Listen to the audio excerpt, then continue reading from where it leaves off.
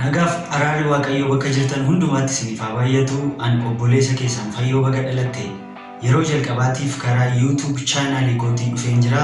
Isa kanaaf immoo gammachuu guddaatu natti dhaga'ama. Har'as kaniin dhufe sababii hundeeffamaa YouTube chaanaalii Qubeelaa TV kana isinitti himuu barbaadetan dhufe. Dubbiin sagalee Waaqayyoo akkas jedha.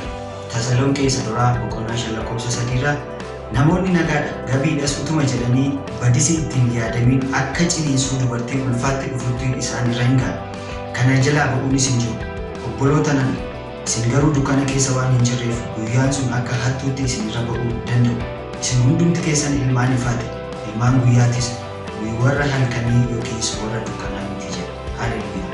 Sagaleen Waaqayyoo kun bakka kanatti kan dubbatu waa'ee deebi'ee dhufaatii Gooftaa keenya Yesuus Kiristoos waan ta'eef kaayyoon hundeeffama Qubeelaa TVs isa waaqarraa waa'ee dhufaatii Gooftaa keenya Yesuus Kiristoos wal yaadachiisuu, wal jajjabeessuu waan ta'eef viidiyoon karaa Qubeelaa TV nuti argannu gara isa waaqarraatti isa nu butu dhufaatii Gooftaa keenya Yesuus Kiristoos isa nu yaadachiisu waan ta'eef isinillee nu bukkee dhaabbattanii kanaan akka jajjabaattan sagalee abdii kana isiniif qabadheen dhufee jira. Waaqayyo Gooftaan macaa bara keessan hundumaa haa eebbisu.